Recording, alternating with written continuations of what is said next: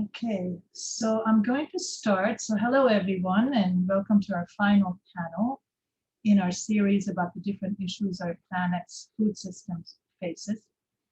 I'm Ann Nicol. I'm the Executive Director of the United Nations Association of New York. And in our first panel, we hosted guests from the UN's Rome-based agencies, the FAO, the World Food Program, and IFAD, who talked about how every single sustainable development goal is dependent to some degree on one crucial factor, which is food, and how the United Nations is dedicated to addressing hunger and food insecurities. In our second panel, we had a professional demonstration with a chef about how to eat and cook sustainably. And in our third program, we took a look at food waste reduction and composting efforts in New York.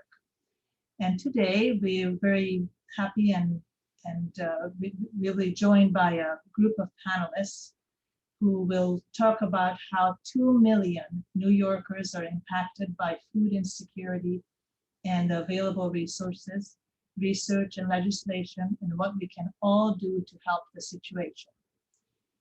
This session was coordinated with the help of our Emerging Leaders Fellows from our UNA-USA National Office.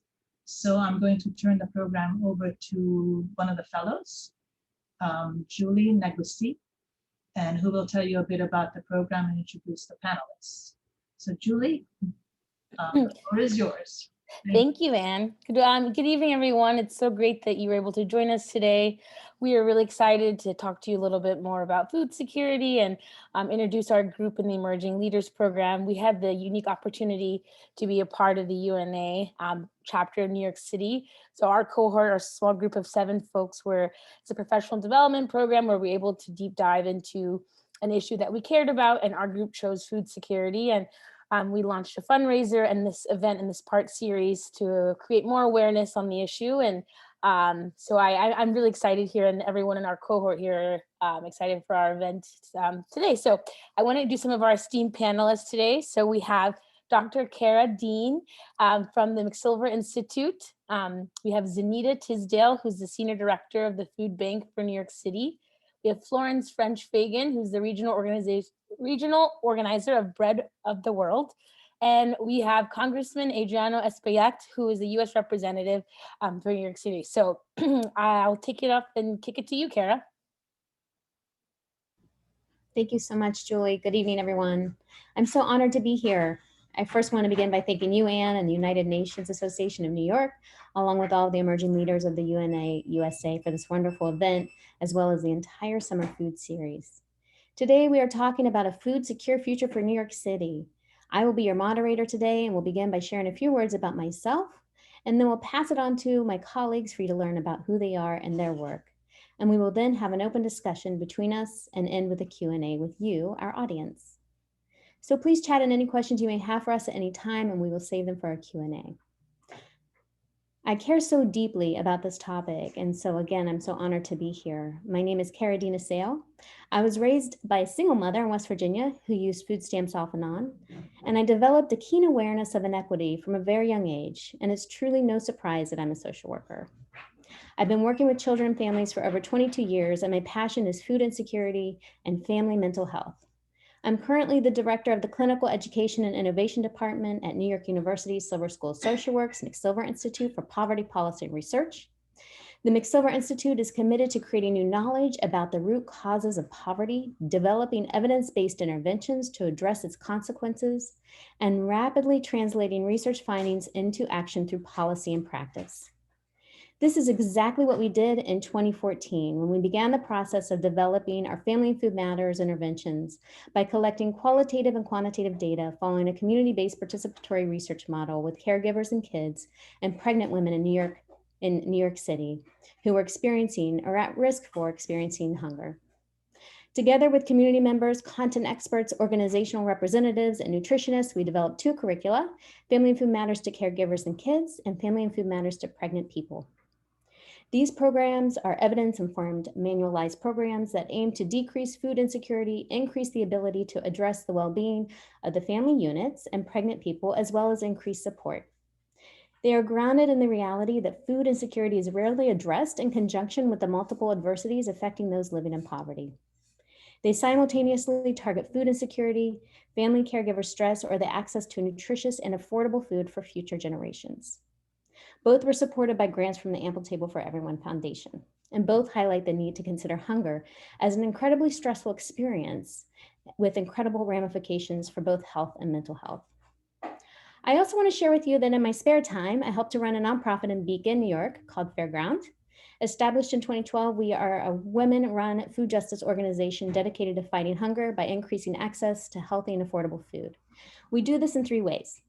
One is we organize free weekly marketplaces where we go directly to low-income communities and share food.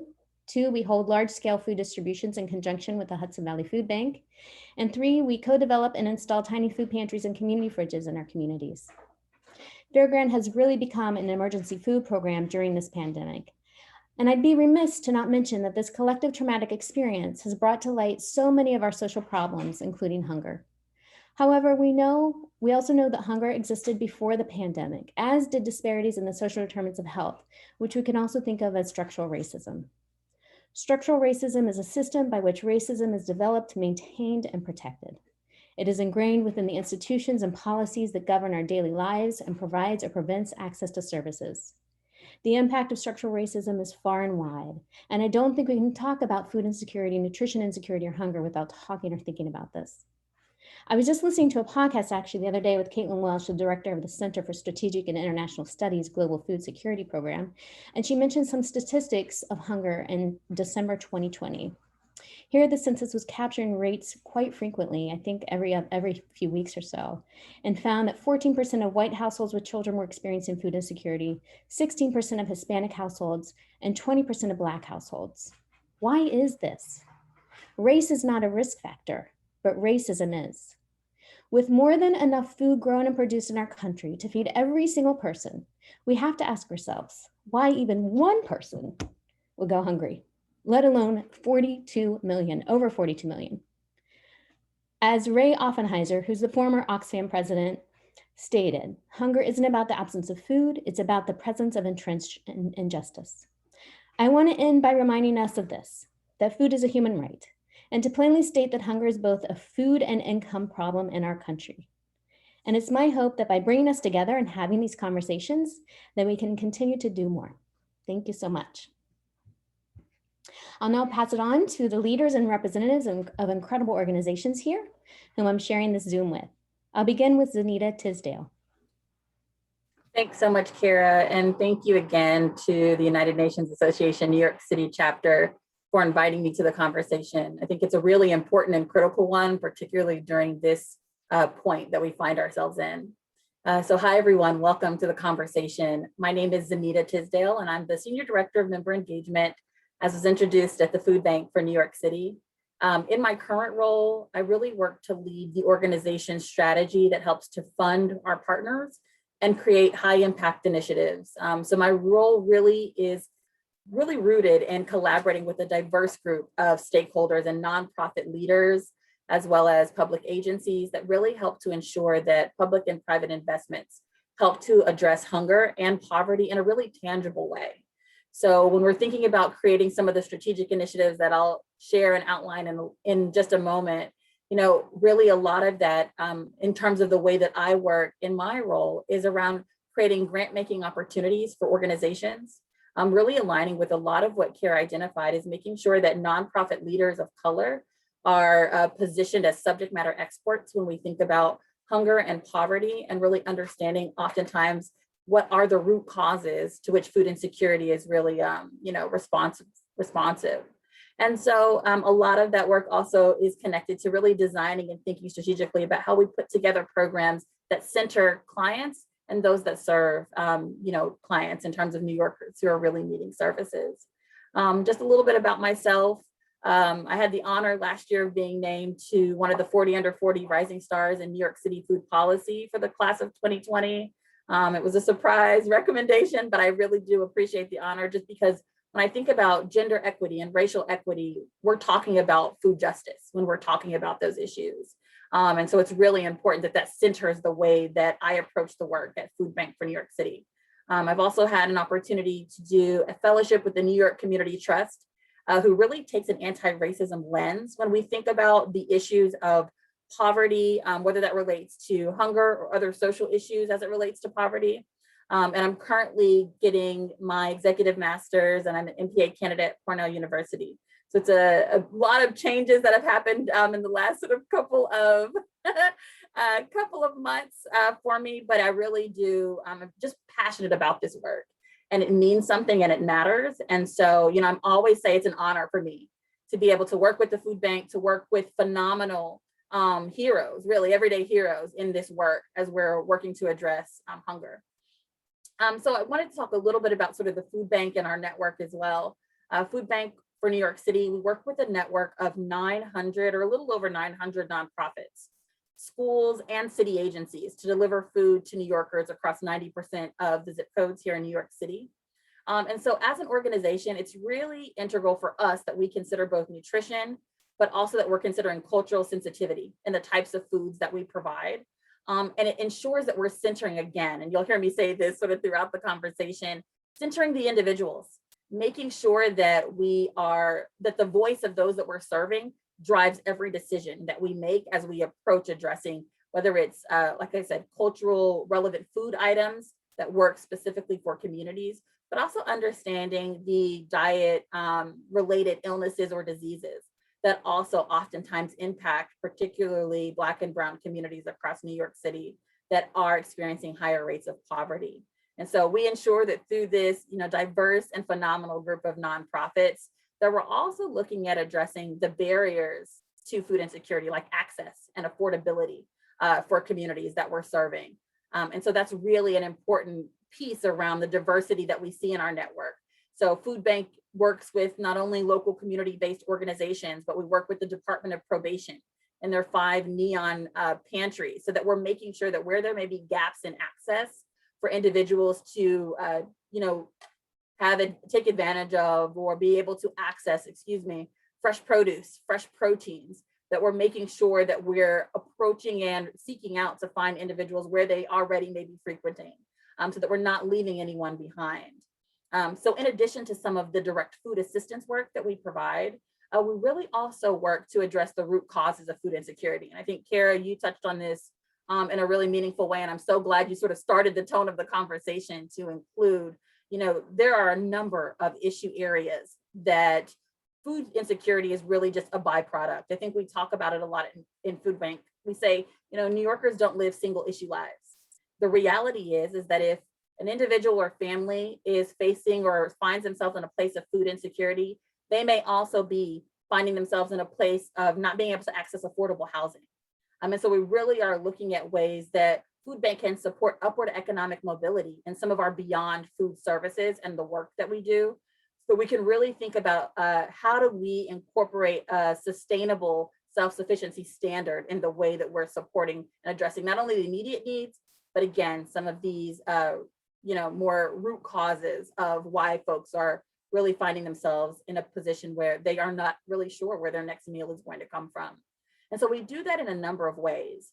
We have public benefits programs that ensure that individuals and families can access SNAP benefits. We also have a tax program that provides assistance in obtaining your earned income tax credit if you're eligible for that tax credit when doing your taxes, and providing tax preparation services free of charge.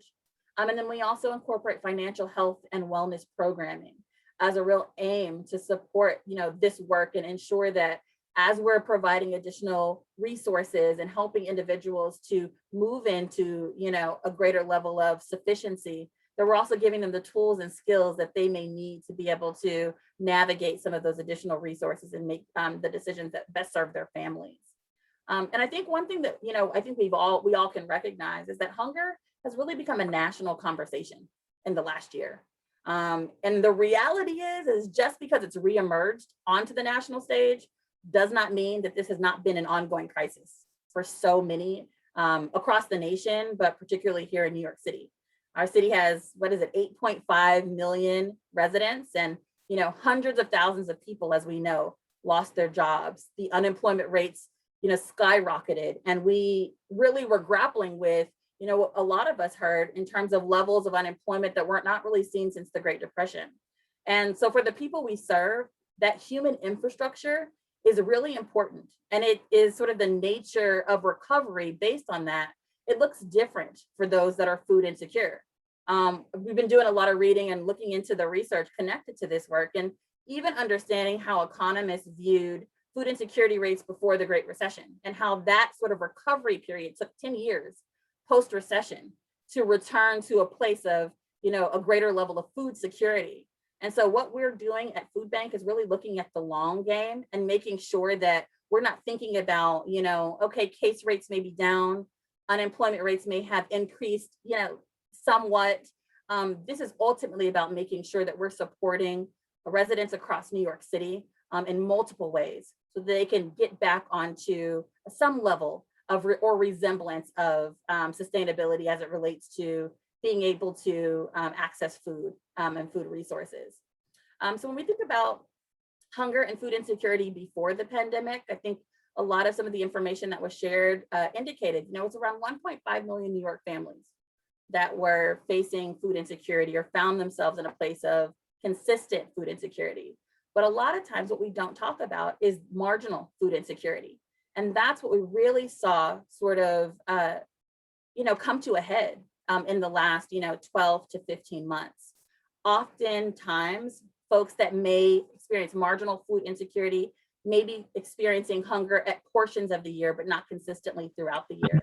And what we saw is that hunger cliff that exists, not only did it push individuals that were part of that 1.5 million New Yorkers over, it also created greater rates and instances of food insecurity for those that were initially experiencing only marginal food insecurity across the city. And that's why you see this huge jump in terms of the 2.1 million New Yorkers that are now, experiencing hunger.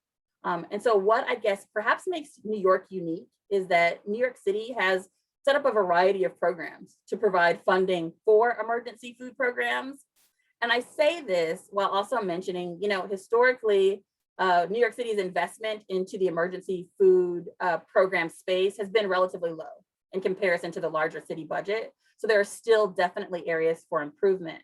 But at the city, state, and federal level, I think what we're relying on and seeking and pushing is to ensure that we're thinking about not only sort of the front line and those that are in the trenches, because those are volunteers oftentimes. And what we want to make sure that everyone's aware of is that, ultimately charity alone is not going to solve food insecurity nationally in cities and towns across the United States. And so it really is important that we're not only thinking about how we are funding through food resources, but also how we're considering some of the operational capacity that it takes for nonprofits to support communities that they're serving, but also making sure that, bills like the American Recovery Plan and initiatives that are happening across the federal administration are moving forward. And we're creating some of these additional incentives and programs as a baseline going forward for years to come, because it's incredibly important in this work. But all that to say, and I know there's a much more conversation to continue, I think people are paying attention right now to the immediate needs. And we just have to really encourage, others and ourselves that we can't start looking away. We can no longer return to sort of, oh, okay, this is an issue and it's over here. We need to make sure that this continues to be at the forefront of all of our conversations, because if we don't sustain these new waves of federal funding, if we don't sustain new programs and initiatives that have been birthed as a response to the higher rates of food insecurity, then we're ultimately bound to really continue with this issue long term. And so it's, at Food Bank, we approach this work as a way that really just encourages others to recognize that addressing the needs of low income families and individuals, it ultimately means that we're addressing society's needs. And that's what we are encouraging, others to do as well. So thanks so much. I'm really glad to be here and continue the conversation. Wow, thank you, Zanita, so much. You're just amazing, and I appreciate everything that you said. We're going to pass it on now to Florence French Fagan from Bread for the World. Good evening, everyone. Thank you so much for inviting me to the conversation. Something that Zanita said, that charity alone is not going to end hunger. So I'm going to pick up where she left off. Bread for the World was founded in 1974. And in just 1 year after that founding, we would introduce our first piece of legislation called the Right to Food. We're a collective Christian advocacy organization that urges Congress to pass legislation to end hunger and poverty, both domestically and internationally.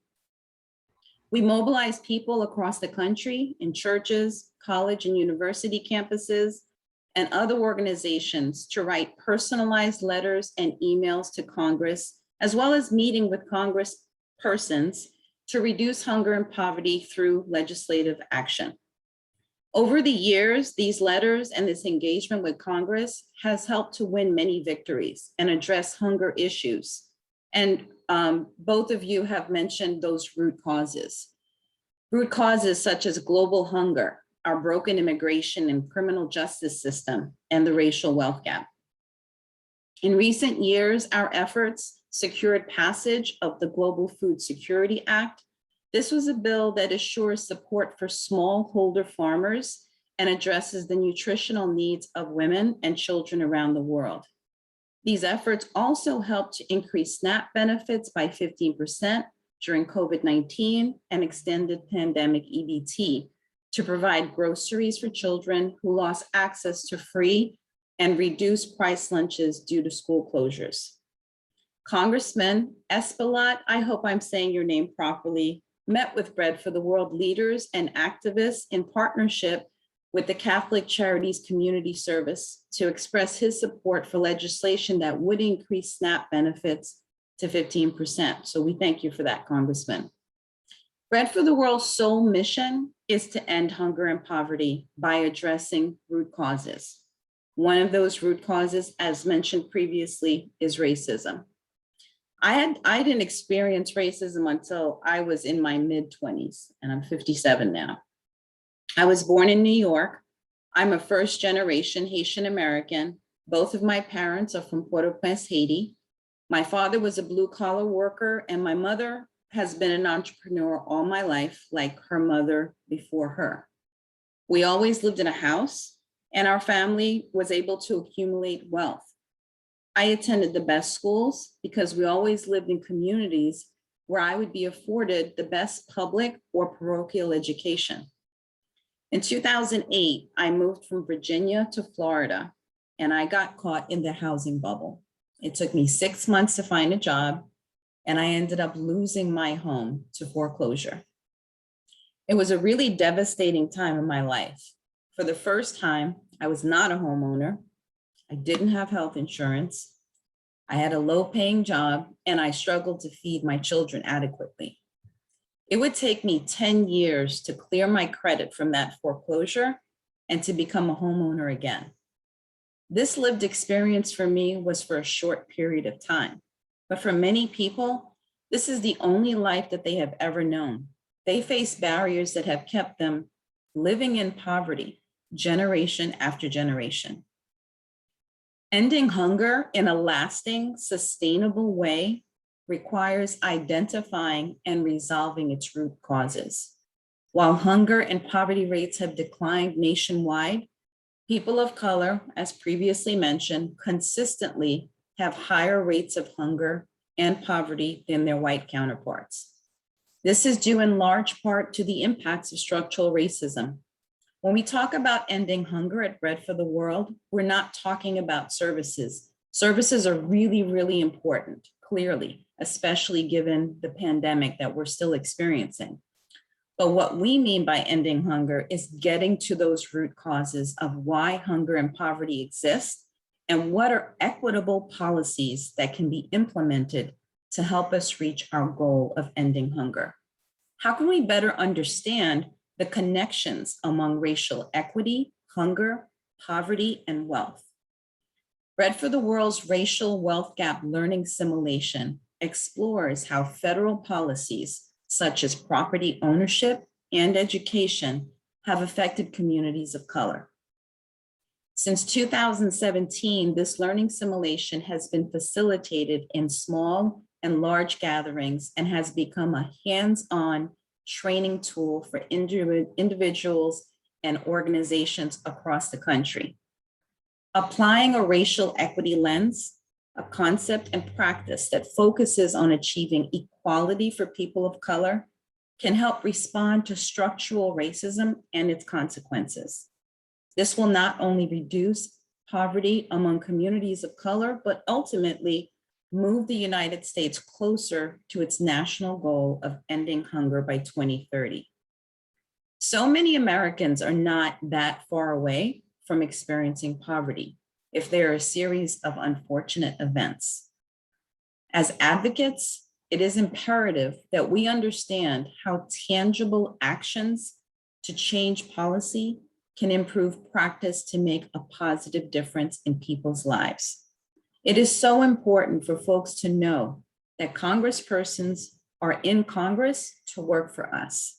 Establish a relationship with your congressperson so you can influence what policies they support. Thank you so much, and I look forward to the continued conversation. Thank you so much, Florence. I think what you've illustrated is solidarity, not charity. Thank you so much.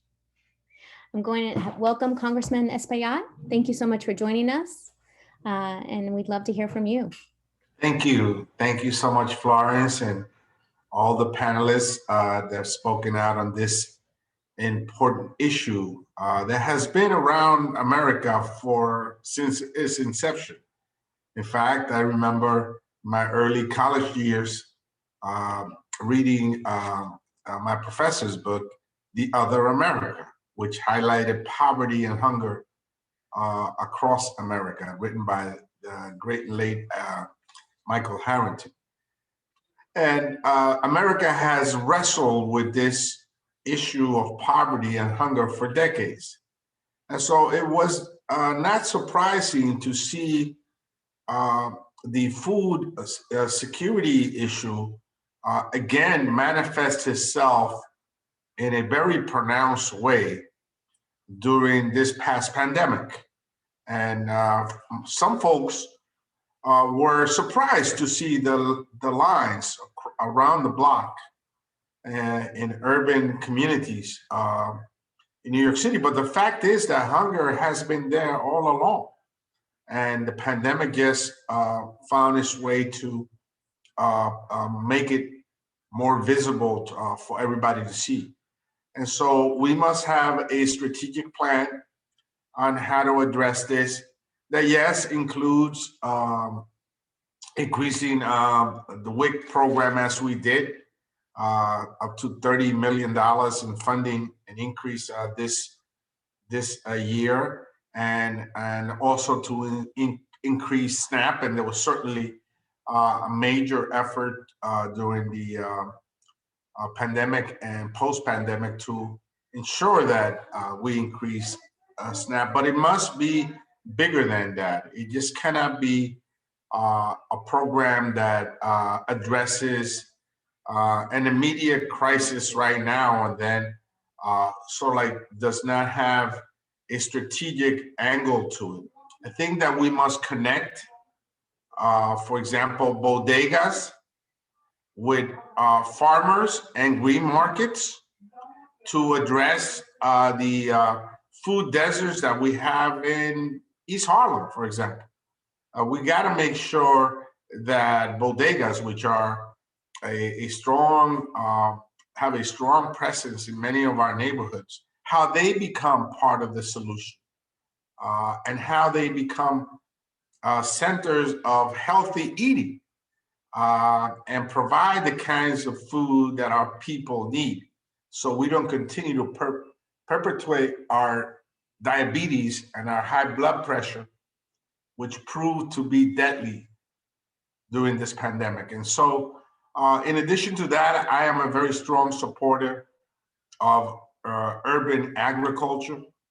I think that in particularly in New York City, that has folks from all over the world, many of them from rural areas of countries across the world, with the know-how and the tools available to be able to do this in this city and connect with communities that need food, I think it's important that we look in that direction. It wasn't surprising to me to see someone growing corn 6 feet high in a Broadway mall, right in the middle of Broadway in those malls on 155th Street. It wasn't surprising for me to see that in New York City because I know folks in the community come from countries and areas, rural areas, well, that's what they did for a living. So we have the know-how to do that. We just need to engage the community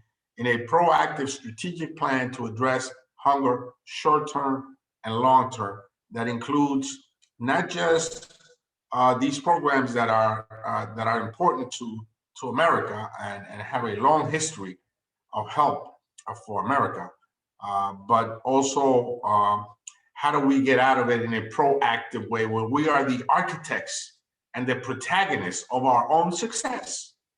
And so it goes beyond our city and our state and our country.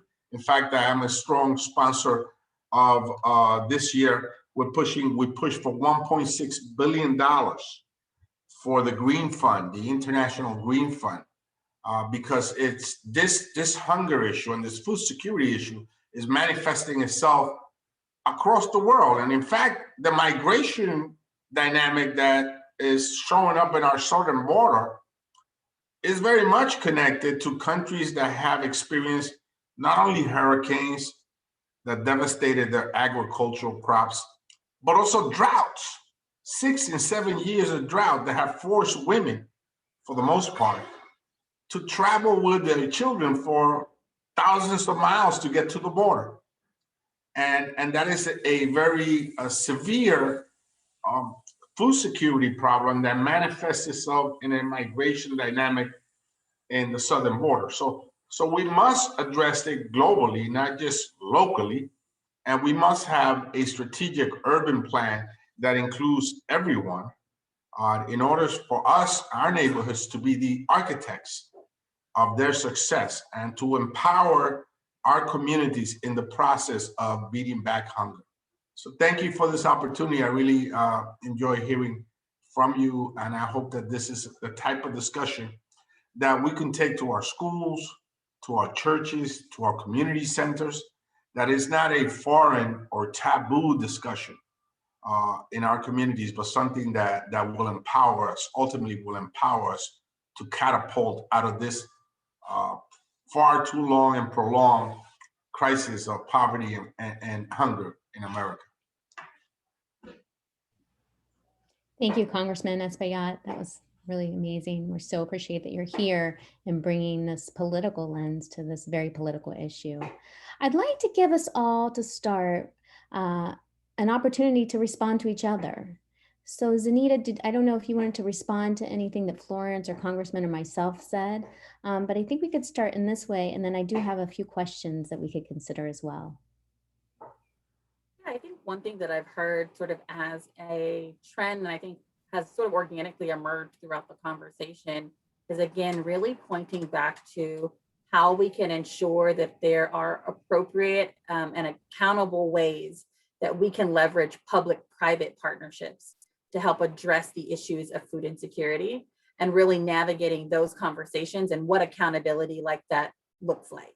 I know, it was really great, Florence, hearing about the work that you all do and really how that's centered on the way that we advocate with local, and legislators, as well as, at the federal level, to really push forth those conversations around accountability and really making sure that we're navigating this conversation in a way that really does help to ensure that legislation is put on the table. So it's great to hear. And Congressman Espaillat, we've done work with your offices at Food Bank and know that you've been a strong advocate for this conversation and bringing these, sort of issues to the table and really making sure that you're aware and conscious of what's happening. And so the hope is that, this is not something that is I think you alluded to this, Kara, is a politicized conversation. We are talking about a basic human right when we're talking about access to food and the ability for parents to feed their children and for seniors to have a nutritious meal on their table. And so, I'm really, think it's an important, approach to take, is to figure out how we can really dismantle some of the way that this conversation has been so politicized, and make sure that we're spreading awareness, that we're talking about the many ways that hunger appears across the nation. I think oftentimes people have a very specific sort of phenotype when they think about hunger or they think about food insecurity. And oftentimes we see that, that couldn't be further from the truth. There are so many working families and individuals that are facing food insecurity. And so to be able to really address how marginalized groups are experiencing hunger and poverty is really important as we think about ways that we can ensure that this conversation continues. Zanita, I'm sorry. Go ahead. Zanita, you mentioned how this is a really special time that we're living in, right? COVID-19 has lifted this veil over so much, and we cannot unsee what we have seen. So I think that we really need to take this opportunity when people's consciousness have been raised and educate everyone. That's why I love the simulation that we use, because it literally takes federal policies that can be so wonky and so confusing, but we've tailored it in a way that people think that they're playing a game basically, but they're not, because obviously this has impacted millions of people's lives.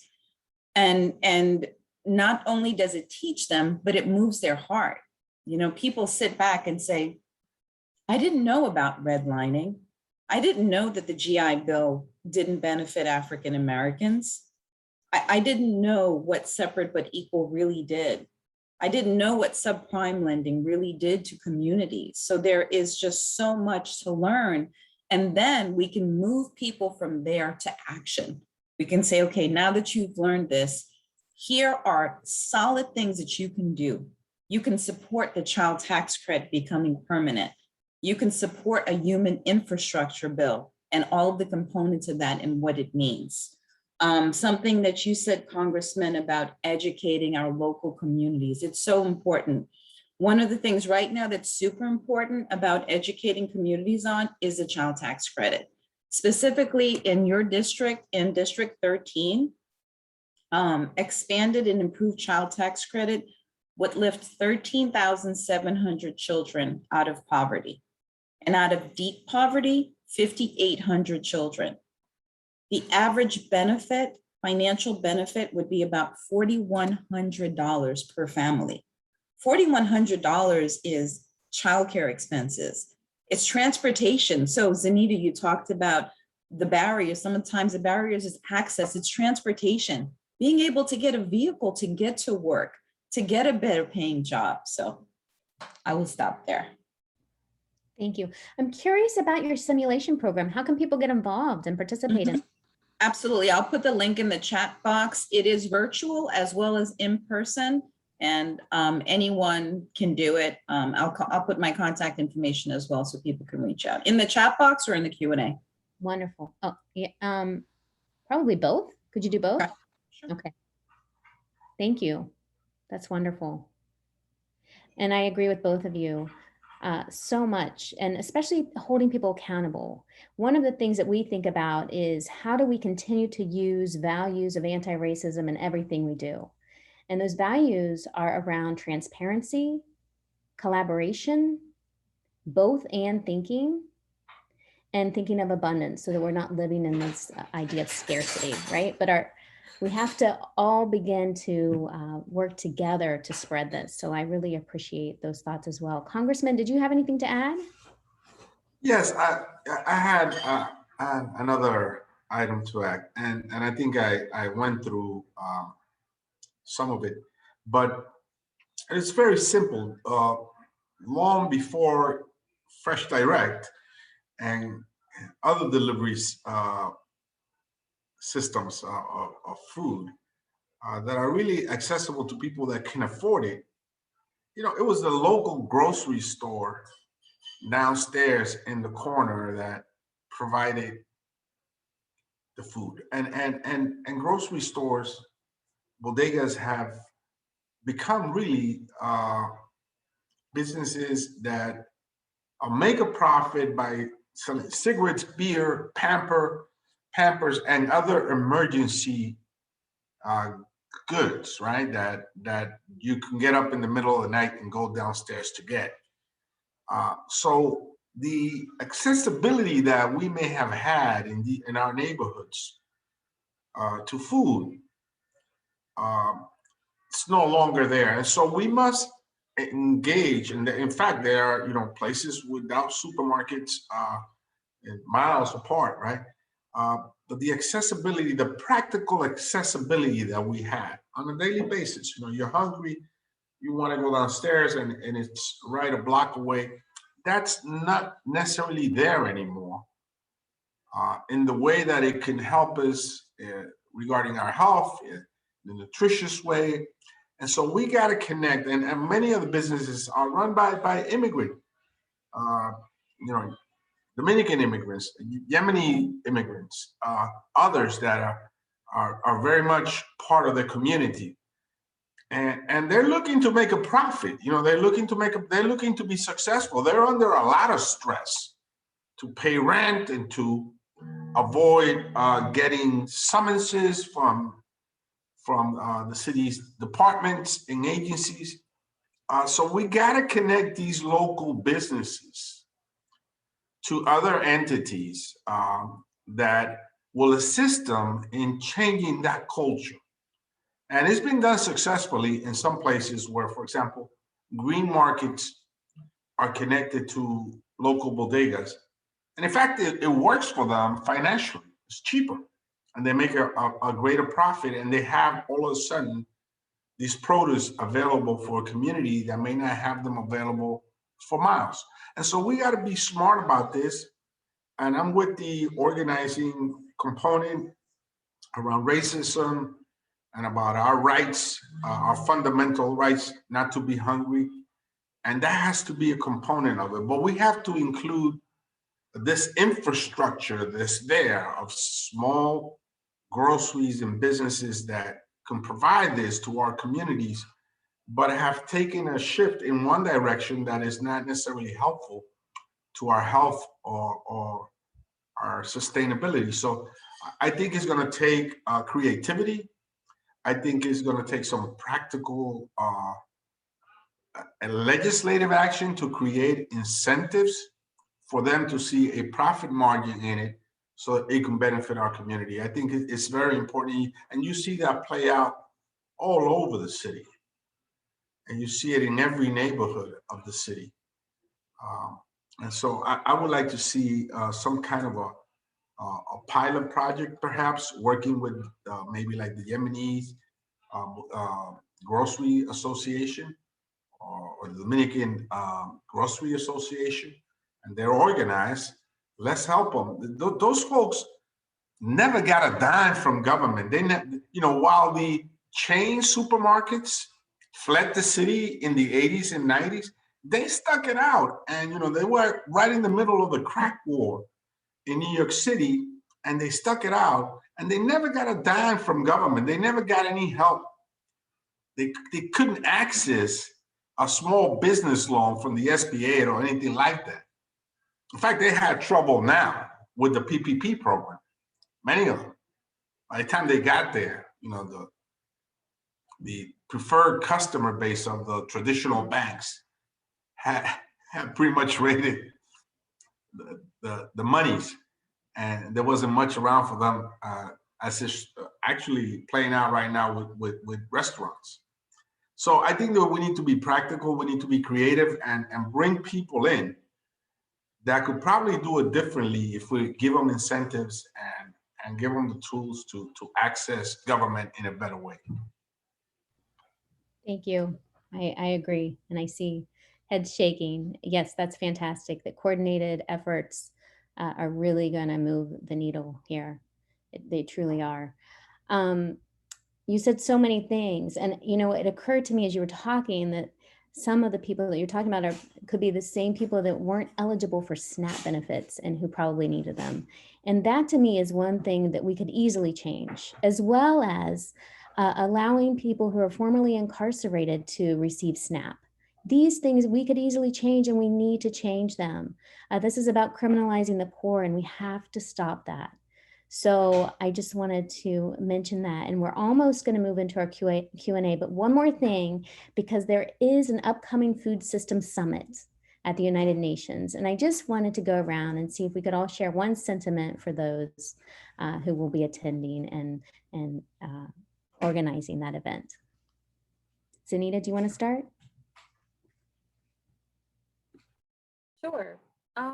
I think, a lot of what we've discussed here is sort of what I hope to see come out of the conversations. And it really is the collective impact approach to addressing food insecurity. I think Congressman Espaillat, you indicated really understanding that public-private partnership of how we can make sure that we're leveraging private businesses to be able to help address food insecurity and fill gaps. I think we talk about the way that we need to hold, private entities, private corporations, and our legislative officials accountable for making sure that when we're thinking about these new innovative strategies and approaches to addressing hunger, that there are dollars that are associated with addressing these programs and systems. I think, it's always so great to hear sort of theoretically the way that we strategize and focus on the approaches to address the issues of hunger, whether that's, internationally or here domestically. But I think really making sure that there are clear roadmaps and pathways to resource provision to ensure that these innovative and brilliant ideas are able to be practically applied at the very localized level in the way that, Congressman Espaillat outlined, for local bodegas to be able to receive subsidies and tax credits when they are incorporating opportunities to address, nutrition and diet related illnesses in their communities is really an important piece of, I think, conversations that need to be had. And I'm always excited to, see the way that we can ensure that we're, approaching this from every angle. And again, sort of doubling down on that collective impact approach, because it's not going to take charity alone. This is a collective effort. Brilliant, absolutely. Thank you. Florence? I would just say ditto to everything that Zanita just said. And I want to mention something about SNAP for Exfelons. I'm from New York, but I actually organize in Florida. And I was invited here because our Northeast organizer recently moved to advocating for climate change. So I was really happy that I could sit in until we replace her. But in Florida, we have determined that it could be as simple as DCF saying to the USDA, provide a waiver for ex-felons so that they can access SNAP benefits before they are released. So it is one less barrier for them to try to get their life back on course, especially given that the time spent in jail was probably for minor infractions, like a small amount of marijuana. I think the collective impact is so important at all levels. Many of these barriers that we've been talking about and the resulting of hunger and poverty is because policies that were bad were implemented at all levels, right? At the local, at the state, and at the federal. So again, education is so important. It's great that we're working on policy and we're doing all these things, but the very people who are impacted really need to be educated as well. I loved what you said, Zanita, earlier about those folks being at the table, right? Because they've got a lot to say. They have a lot of ideas of how they want to live their life and the changes that they could make themselves if barriers were just removed. So I think that that's really important. Bread for the World did provide a consultation to the UN talking about these very things from the global perspective. And from what I heard, this is a first to have this level of conversation at the UN. So we're hoping that that's really going to open up a lot of doors. Wonderful. Thank you, Florence. Congressman, did you have anything to add? I think you're on mute. Yes, thank you.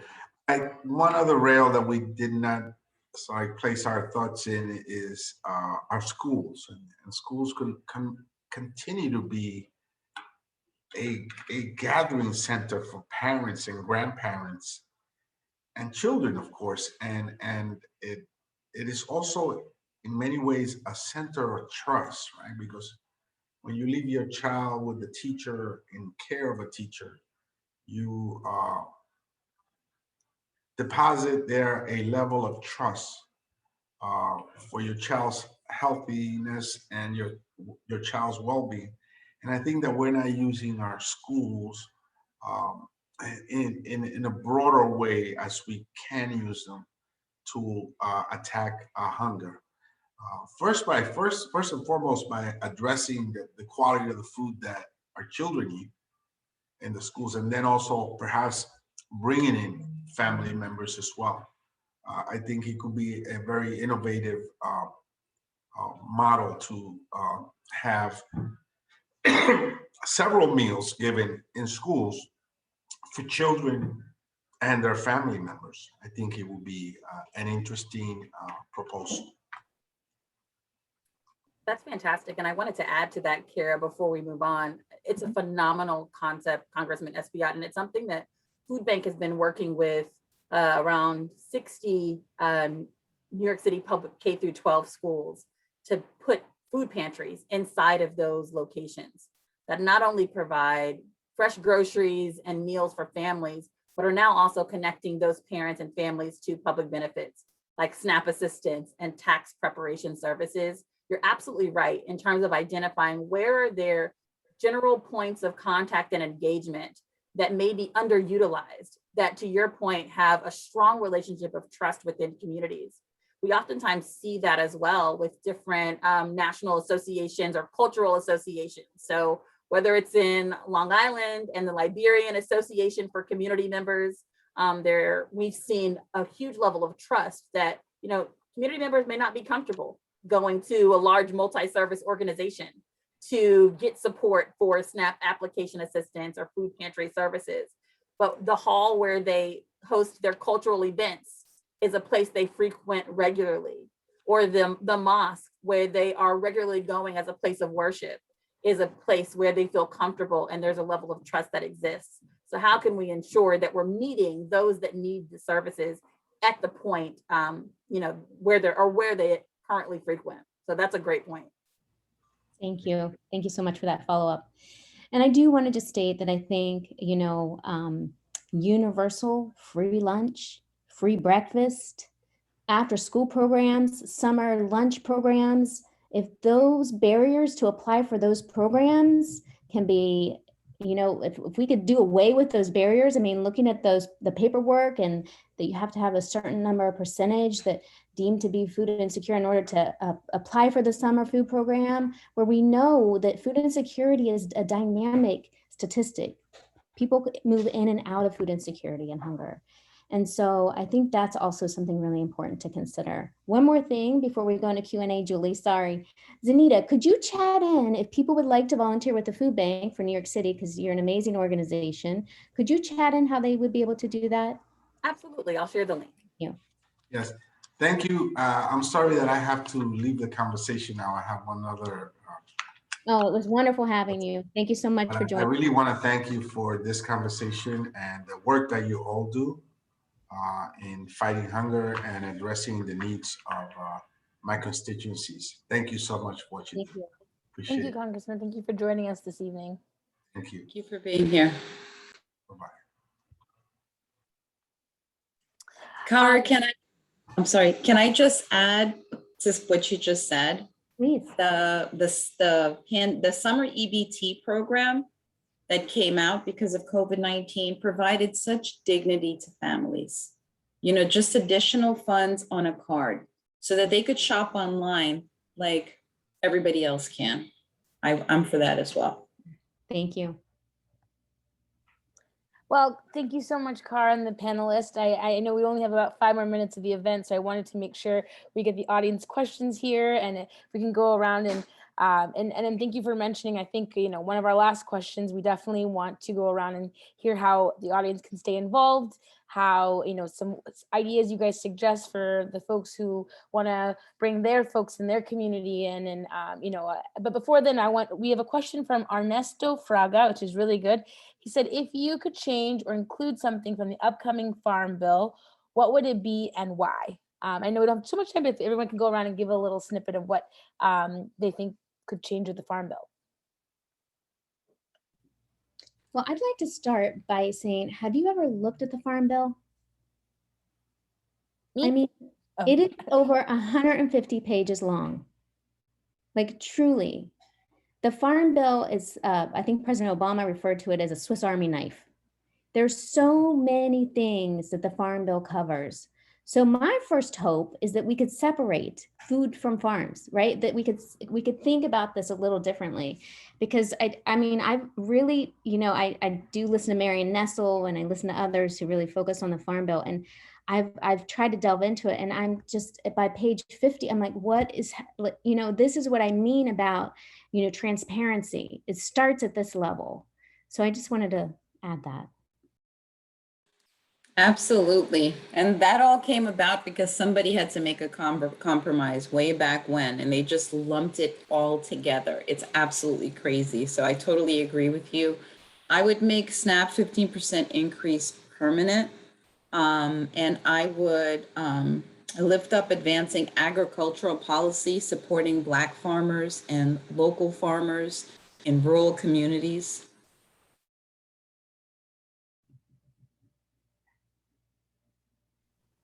I think, Florence, you hit it right on the head. I think, thinking about all of the waivers or increases that were a byproduct of the SNAP bill, really making those permanent.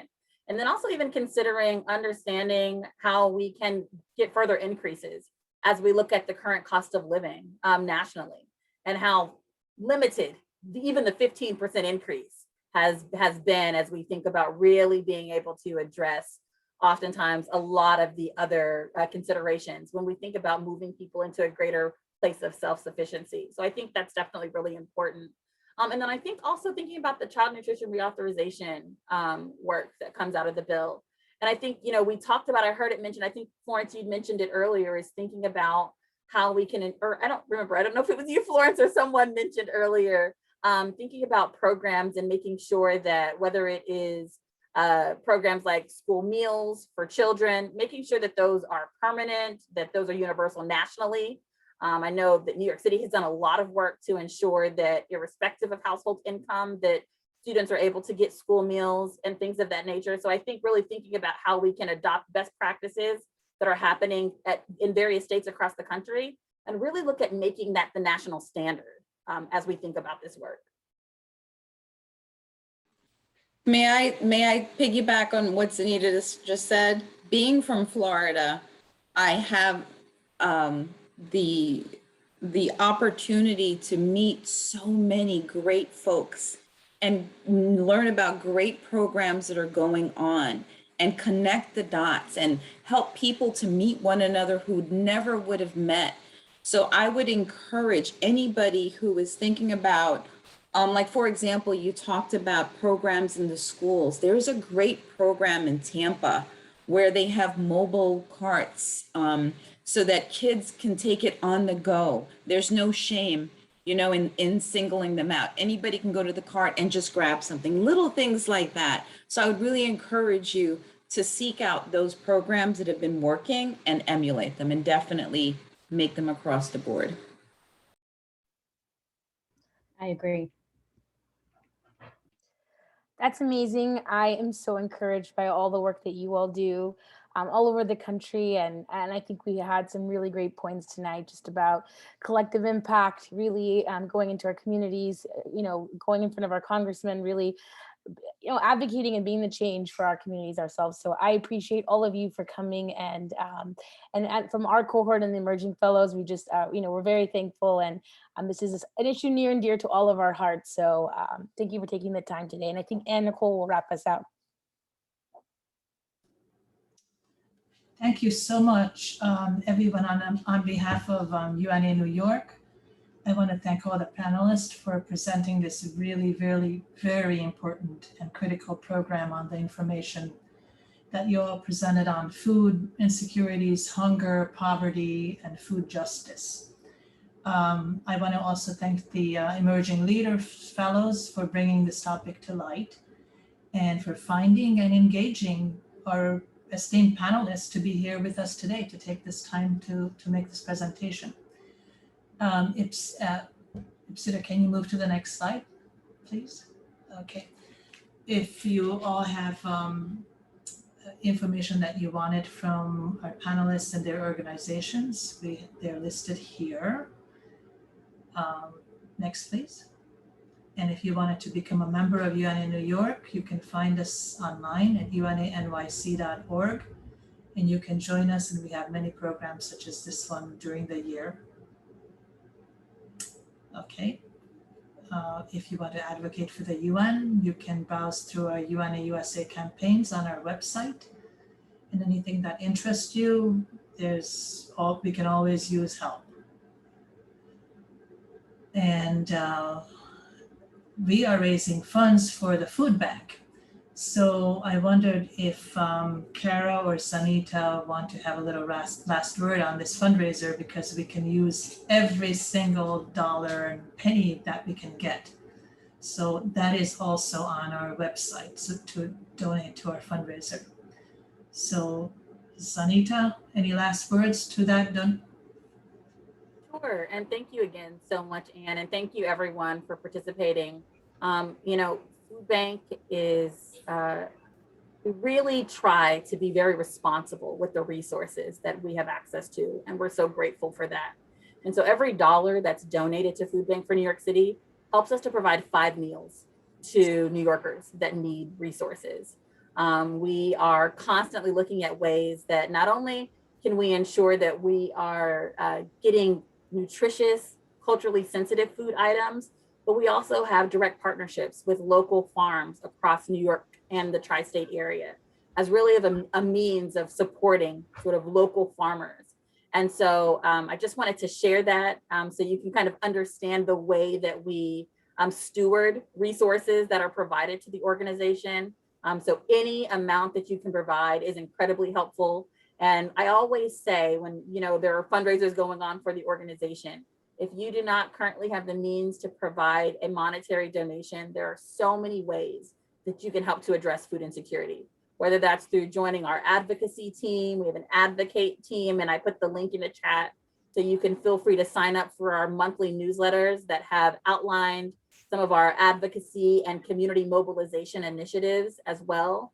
And then you can also spread word. So if it's a link that you want to share on your social media platform or share with your network, you can feel free to do that as well. But again, thank you so much to the United Nations Association's New York City chapter and the amazing team of fellows that helped to put this event on. We are incredibly grateful for the opportunity to be recipients of any funds raised. So thank you. So thank you. And not last but not least, and the next slide is the United Nations pre-summit and happening from July 26th to the 28th. And hope you can join, and also the summit in September. For some more information, all this can be found on our website. So thank you all, and I hope everyone has a good night. Thank you so much. Thank you, everyone. Good night. True Thank honor. you. Good night. Thank you. Thank you.